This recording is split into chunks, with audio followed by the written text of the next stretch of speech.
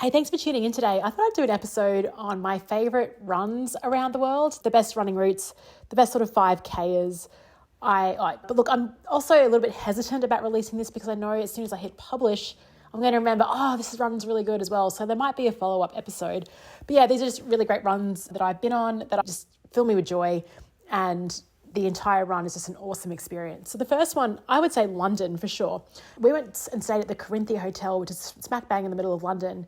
And you cross it, you see the London Eye, you cross all these bridges, and it's almost like there's a run that you can do in London, just around central London, where you just hit all these major landmarks. Like you go through St. James Park, running up through Buckingham Palace is phenomenal.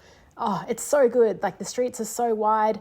Then you cut back over the Thames, over some bridges. I don't know what the bridges are called. You see the Winston Churchill statue. You can run past 10 Downing Street. There's Westminster Abbey. It is just a highlights tour of all these iconic landmarks. And it's all pretty much flat as well, which is a bonus. So just a nice mixture of everything, just the landmarks, the parks, the wide streets. Definitely go really early in the morning. And there's no traffic around. And that's the best part about like running and seeing a new place, is going out early because you basically have the streets to yourself. Number 2 is Las Vegas. This is a bit of a tricky one to run. It can be annoying, but running down the strip is so much, again, just a ton of fun. Lots of great landmarks, lots of great selfie opportunities.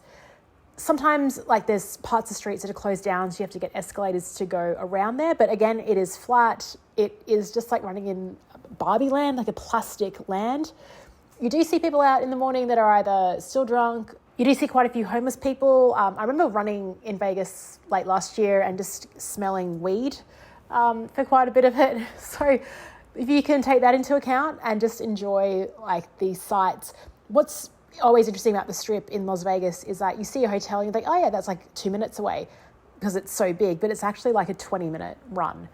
So you cannot judge distances in Vegas by just looking at the hotels because they're so, like the place is just so big. Number 3, I'm sticking to the US, is New York City, of course, and just running through Central Park. Not only that, but running down Fifth Avenue onto Central Park. There's actually a lot of really nice runs also on the pier end in kind of east. So this is like heading towards Brooklyn Way on the east side of New York. Some really nice, lovely runs there. But yeah, you can't beat Central Park. Again, it's one of those places where you think, oh yeah, I can run the whole thing. And then you're sort of 10Ks in and you haven't really made it halfway. Just seeing Alice in Wonderland there, just seeing people walking their dogs off lead. Dogs are allowed off lead in Central Park before 9 a.m. And so it's just really nice seeing them run through fountains and have a great time as well. And yeah, like I said, you can also run past a lot of amazing landmarks in New York at that time because there isn't much traffic around. Okay, well, let's shift our continents. We'll go to Shanghai in China. Now, there's a negative to this, and that's the pollution in Shanghai. But the positive is running down in Shanghai, the architecture and the buildings. I was on such a high running through Shanghai because of just the buildings. And then you can cross a bridge over to Old Shanghai, which is so different to the financial area. But check out again, pollution not great, but for a 5K, it is superb. Also in Asia, let's go to Bangkok, and I would say Lumpini Park is up there. Lumpini Park is like the Central Park, but of Bangkok. Nowhere near as big. It's like a 10th of the size of Central Park. But there's a really nice 5K run that you can do in the morning. There's a lot of activity going on in Bangkok in terms of just elderly people working out. There's a lot of Tai Chi classes, people doing aerobics, people using free weight stations. Yeah, there's a lot going on, and I really love after the run just getting a guava iced tea from one of the local vendors, and it's perfect. It just breaks up that whole city vibes of Bangkok.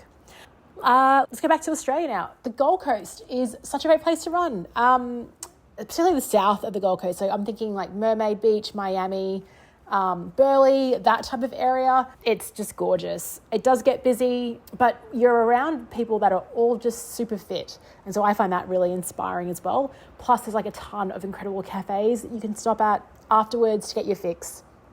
And it's mainly flat there too. A lot of my favorite runs are all flat, to be honest. Okay, then let's go to Sydney. There's probably 2 runs I like here. I obviously like the run where you can run past the Opera House and go through to Darling Harbour.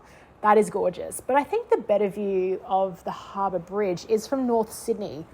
And the head office I used to work with, one of the old companies I used to work for, their head office was in North Sydney. So I used to stay near there. And just the view and the sunrise over the Harbour Bridge from North Sydney is tremendous. Let's go to Melbourne.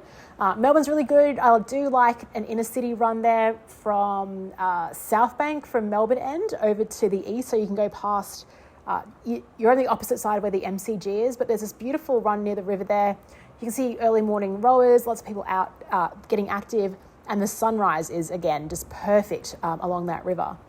There's also a nice run in Melbourne, the Port Melbourne to St Kilda run. Usually I'll get an Uber out there. I'll get dropped at one end. I'll run just 10K to the other end and then get an Uber back. But again, just you can see people kite surfing off St Kilda. It's flat. It's by the ocean.